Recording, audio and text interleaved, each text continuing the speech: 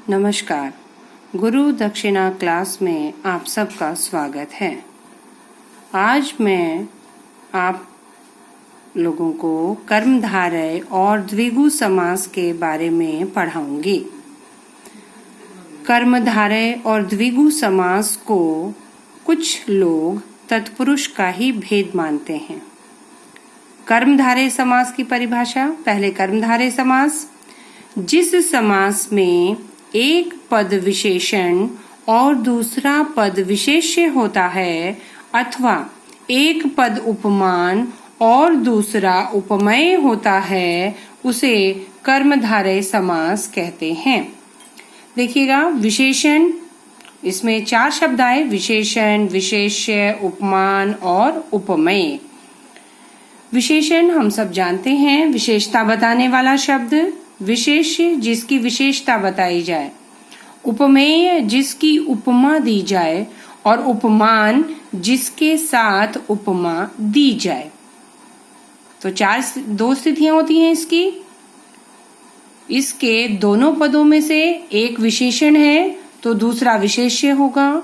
एक उपमेय है, एक उपमान है तो दूसरा उपमेय होगा। ये जरूरी नहीं है कि विशेषण पद पहला हो, विशेष्य दूसरा, उपमान पहला और उपमेय दूसरा। दोनों स्थितियां हो सकती हैं। किसी उदाहरण में विशेष्य पूर्व पद हो सकता है और विशेषण उत्तर पद। किसी उदाहरण में उपमेय पहला पद हो सकता है और उपमान दूसरा पद। उदाहरण देखेंगे हम। नील गगन, इसका विग्रह करने का ध्यान देंगे।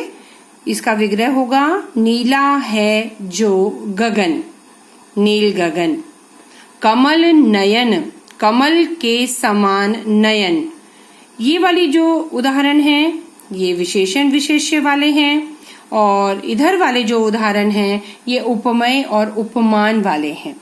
देखेंगे, अध पका, आधा है जो पका। पीतांबर, पीत है जो अंबर। नीलकंठ, नीला है जो कंठ। महात्मा, महान है जो आत्मा। जैसा कि हमने परिभाषा में पढ़ा, विशेषण और विशेष्य। देखिए, नील गगन में नील विशेषण, गगन विशेष्य, गगन की विशेषता बताई जा रही है। अध पका, अध मतलब आधा और पका हुआ है, उसकी क्या विशेषता है कि वो अध पका है। पीतांबर माने पीत और अंबर, अंबर कहते हैं कपड़े को। तो पीला, पीत विशेषण और अंबर विशेष्य। नील कंठ, नील विशेषण, कंठ विशेष्य। महात्मा, महान आत्मा। तो महान विशेषण और आत्मा विशेष्य। अब हम देखेंगे उपमेय और उपमान वाली स्थिति। कमल नयन, कमल के समान नयन। देहलता, देह रूपी लता। नर सिंह, सिंह रूपी नर। घन श्याम, घन के समान श्याम।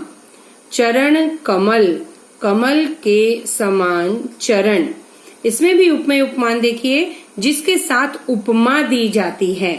कमल नयन, तो कमल इसमें उपमान है, नयन इसमें उपमेय है, नयन की उपमा दी जा रही है।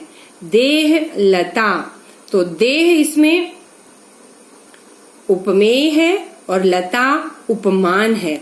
नर सिंह, नर इसमें उपमेय और सिंह उपमान। घन श्याम, घन उपमेय, श्याम घन के समान श्याम, यहाँ पे तुलना की जा रही है, घन श्याम। चरण कमल, चरण कमल में चरण उपमेय, कमल उपमान।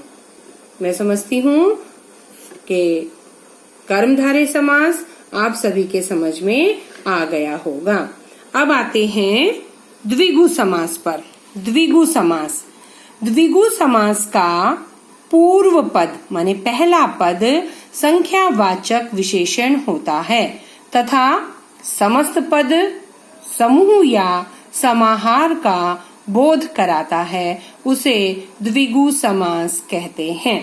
पहला पद संख्यावाचक होगा और पूरा पद समस्त पद भी समूह या समाहार का बोध कराएगा। उदाहरण देखेंगे।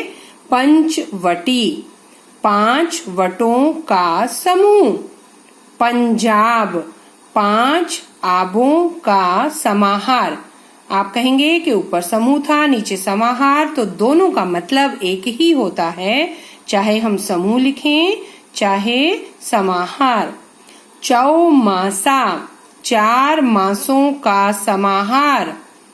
दोपहर, 2 पहरों का समाहार। चौराहा, 4 राहों का समाहार। नवरत्न, 9 रत्नों का समाहार। त्रिभुवन, 3 भुवनों का समाहार। त्रिलोक, 3 लोकों का समाहार। सप्त सिंधु, 7 सिंधुओं का समूह। अष्टाध्यायी, 8 अध्यायों का समाहार। ध्यान देंगे, ये जितने भी समस्त पद हैं उनका पहला पद संख्यावाचक है। पंच, 5, पंजाब, यहाँ पे भी 5, चौ से 4, 2 से 2, चौ से 4।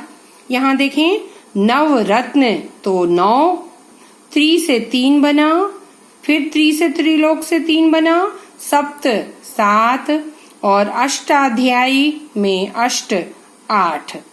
तो ये था हमारा द्विगु समास जिसका पूर्व पद संख्यावाची होता है।